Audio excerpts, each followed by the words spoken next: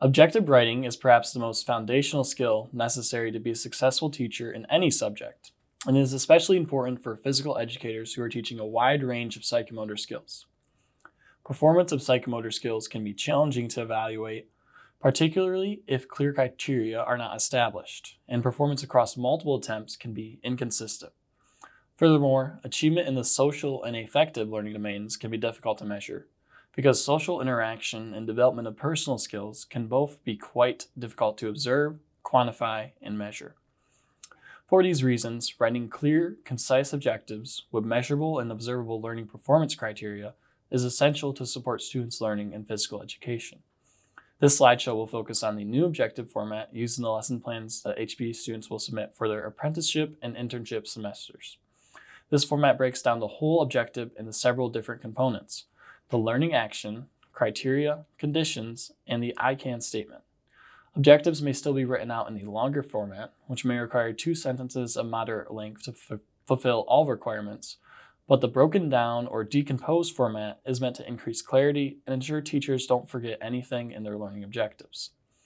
With this new format, the focus is still on creating concise objectives that identify the what, how, where, and when of student learning.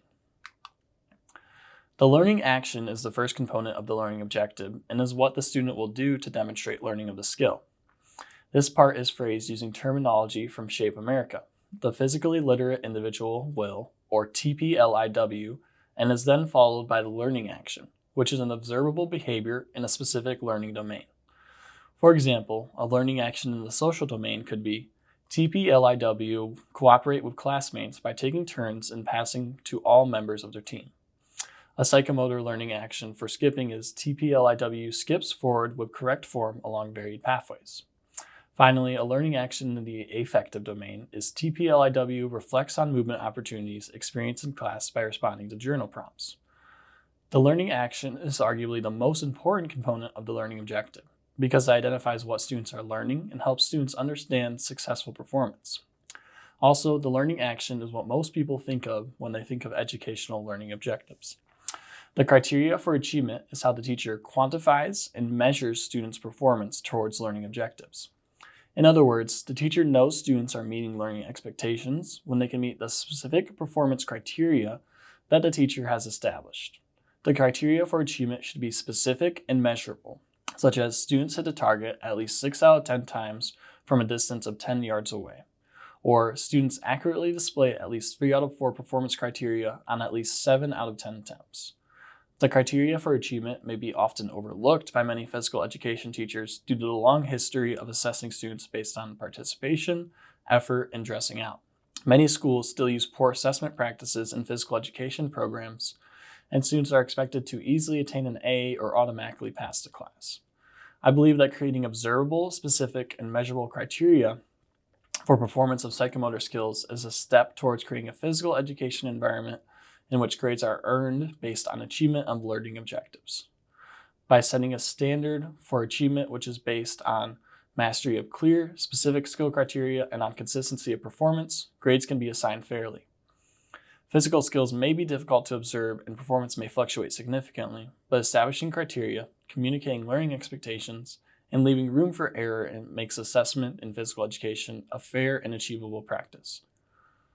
Conditions is the third component of the learning objective and describes when the learning will take place during the lesson. Students might learn the new skill during the warm-up, the applied activity, the partner skills practice, or a small-sided live game. These are also all great opportunities for students to be assessed on skills which they have already had adequate practice opportunities to master. The educator might also include information about environmental modifications, such as making a playing area bigger or smaller, or making a distance to perform the skill longer or shorter, and alternative equipment, such as larger or smaller balls, softer or harder equipment, or equipment which helps students with disabilities succeed, to help learners with a wide range of needs find success.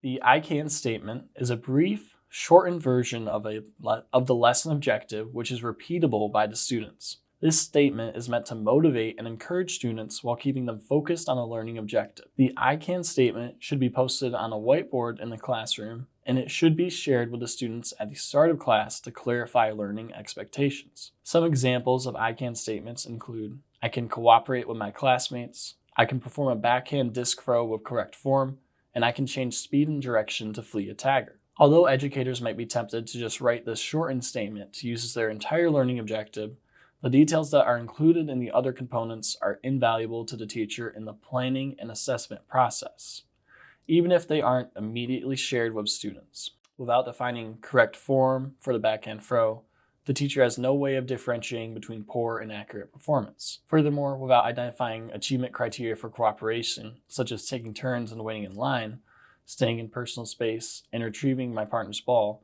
expectations and learning progress are very vague. The condition component is also very important because it reminds the teacher when they should emphasize the learning action, and the cues and criteria is essential for success. On this final slide is a picture of the objective writing box for the new lesson plan template. At the top of the box, the teacher highlights the learning domain in which the learning objective takes place. In the lower portion of the box, the 4 components I've covered in this slideshow are listed: learning action, criteria or evidence, condition, and the I can statement.